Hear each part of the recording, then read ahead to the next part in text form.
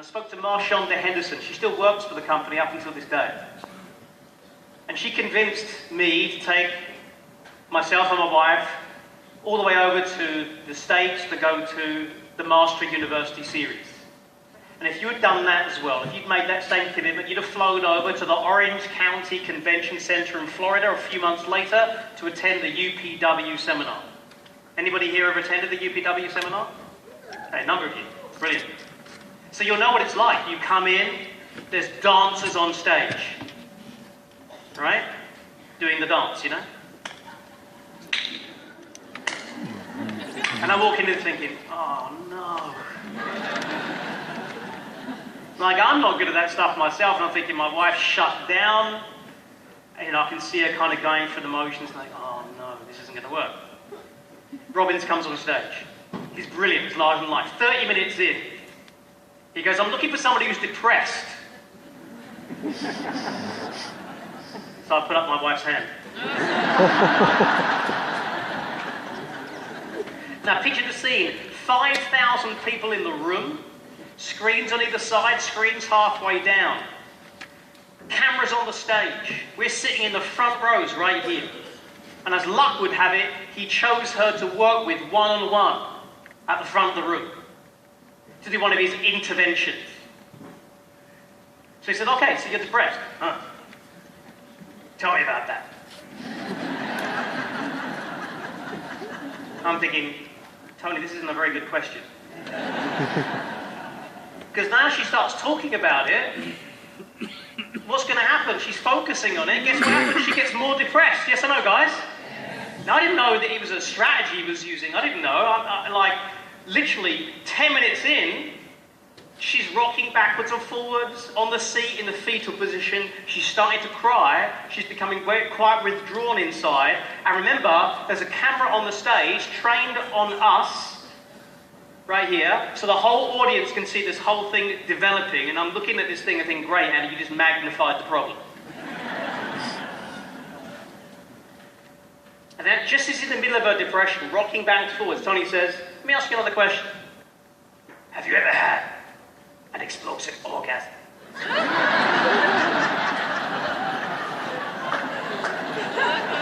So I didn't mean you. I didn't mean you. That's...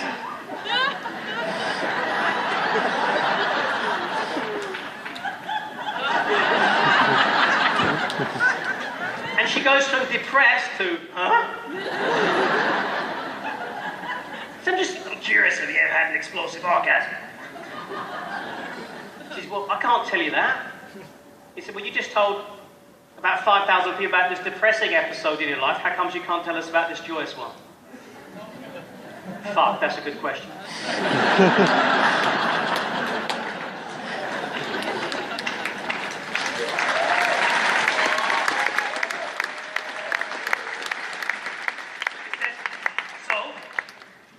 Can you do it now?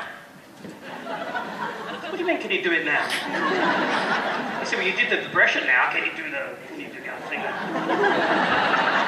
She said, I can't do that. And then Tony turns to the audience, get a bit of social proof.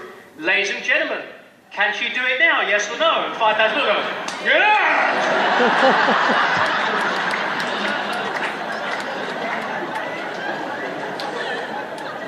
So, with a bit of encouragement from 5,000 people, she gets into this Meg Ryan, Carrie Met Sally scene. Do you know what I mean?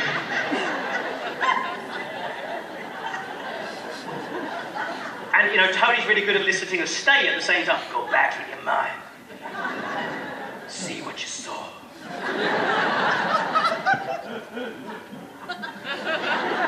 Feel the way you felt.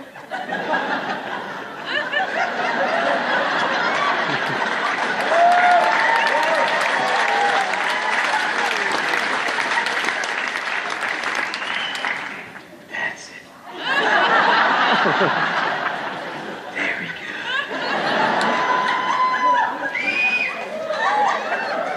Feel it completely. Feel it in every cell of your body. And he's matching, mirroring her breathing, As you can expect, it's building up inside her. The crowd are cheering, it's whooping, it's building up, she's getting red in the face, she's making the noises, it's going mad. And you've got to remember, I'm in the shot.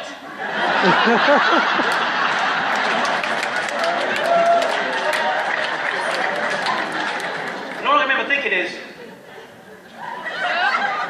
I haven't seen this before.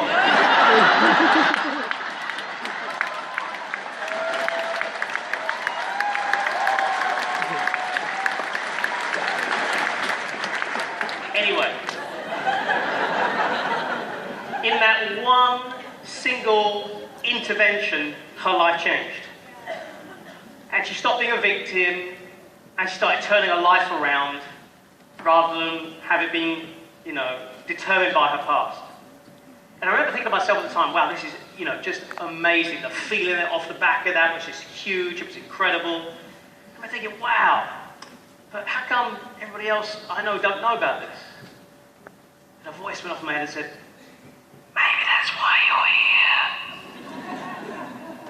Maybe you should be up there on that stage. Ever been to a seminar and thought the same thing? Ever wondered what it looks like looking this way? Ever thought you've got some knowledge and know-how you might be able to share with others? Yes or no, guys? Yes. I didn't have any. I didn't have anything I wanted to share, but I had a drive and a mission in my side of me. But at the same time, the other voice went off and said, who the bloody hell do you think you are? Who's got a voice like that? Scott was talking about it, right? Like, I wanted to be like Tony Robbins. I wanted to be like that guy.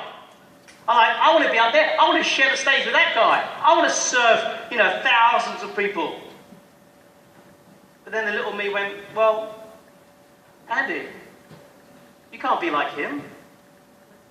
Look at him.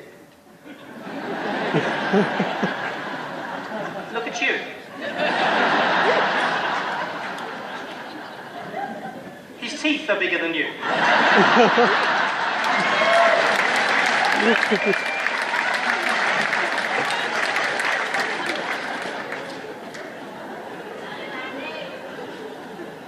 So I thought, forget it. Just forget it.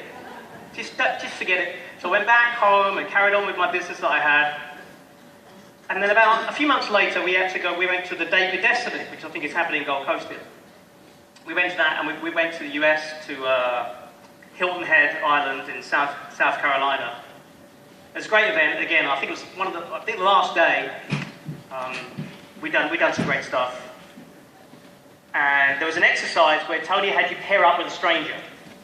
And the idea is that you stare directly into this person's eyes and be really present with them for like 3 or 4 minutes. And I'm not good at finding partners in this situation. When you ask a partner out for someone, you tend to kind of give them the eyes. You kind of look at them because you don't want to be flat rejected, so you kind of go,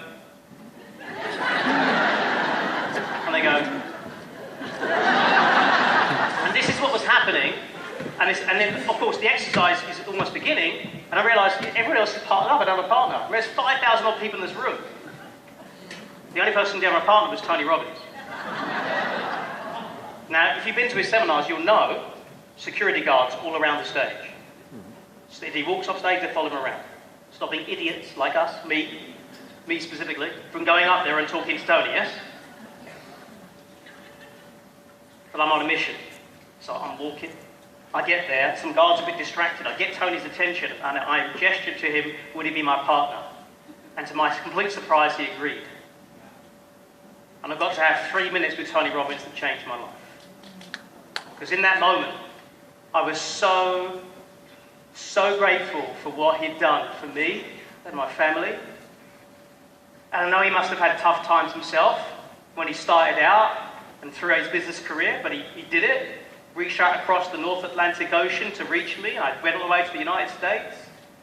And in that moment, I was just taken over the moment. I was just sobbing, I'm crying. And to my complete surprise, he was crying as well. And we shared a moment I will never forget. And in that moment, I made that life-changing decision.